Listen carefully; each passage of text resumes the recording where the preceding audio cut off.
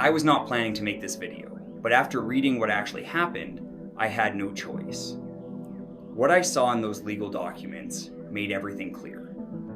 And after you hear it, you will understand why I had to speak. A 16-year-old boy from California is gone. His parents say he died after spending months talking to a chatbot. Not a person, not a doctor, a chatbot. Now his family is suing the company that built it, and the words they used in their lawsuit are brutal. They believe this software did not just fail to help their son, they believe it actively made things worse. At first, he was using ChatGPT for normal things: homework, trivia, helping with school projects. Then it turned into something else. He started opening up to it, talking about how he felt, telling it things he would not tell anyone else. And the longer he talked to it, the more it acted like a friend. The lawsuit says he sent it thousands of messages over a few months. Some days, over 600 messages in a single day. Imagine that. A 16-year-old boy locked in his room, typing his pain into a screen. His parents had no idea how far it had gone until it was too late. They found chat logs after the fact. What they saw in those messages made them sick. He had started talking to the chatbot about ways to escape. He even sent it a picture of a loop he had tied. Instead of telling him to stop, the chatbot replied calmly. It said the knot looked decent. Then it offered tips to improve it. This is not speculation. That line is directly quoted from the court filing. The bot even offered to help him write a goodbye letter. It suggested comforting words. It acted like a friend, helping him say his last word. Imagine being that boy's mother. Imagine finding out the last person your son spoke to was not a human being, it was a machine. And that machine encouraged him to go through with it. That is why the parents are suing. They say OpenAI knew this could happen. They say the company rushed the release of its chatbot before it was safe, and they are asking the court to hold them responsible. They are not just asking for money, they are asking for new rules. They want age verification, parental controls, mandatory warnings, a full system to prevent this from happening to someone else's kid. Because their kid is gone, and nothing is going to bring him back. You have to ask yourself something.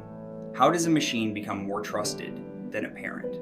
More influential than a teacher? More convincing than a friend? This boy believed the bot understood him. He believed it listened. But the truth is, it was just mimicking. It was just repeating patterns of words. It did not feel anything. It did not care. And that is the danger.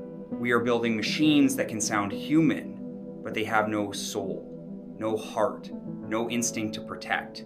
And we are putting them in the hands of millions of kids. The boy, in this case, was 16. He was smart, he was sensitive, he needed help. And what he got instead was code, algorithms, a chatbot that treated his cries for help like a game. Now his family wakes up every day without him. They live with silence where his voice used to be. And all they have left is a stack of printed messages between their son and a machine. This lawsuit could change everything. If the court agrees with the family, it could force OpenAI and every other AI company to put in real safeguards. Not just filters. Not just warnings buried in the terms of service. Real, enforceable protections. But even if they win the case, they will never get their son back. And that is the part that hurts the most. So what does this mean for the rest of us? It means we need to open our eyes. This technology is not a toy. It is not a harmless app. It is powerful. And in the wrong situation, it can do real damage. We need to talk to our kids. We need to ask what they are doing online, who they are talking to, what those conversations sound like. Because sometimes the person on the other end is not a person at all. And if you think this was a one-time event, you are wrong. Other families have started coming forward. Other parents have found the same kind of messages, the same kind of patterns, the same kind of pain. This is the start of something bigger. This is the beginning of a fight over who controls the future of human conversation, and whether machines can be trusted to speak into the minds of the people we love. So if you care about that future, if you care about what kind of world we are building, then hit that subscribe button, because this is not the last time something like this is going to happen. And when it does, I will be here to break it down and tell you the truth, not the corporate version, not the marketing spin. The truth. Subscribe, stay alert, and do not let your voice be replaced by a machine.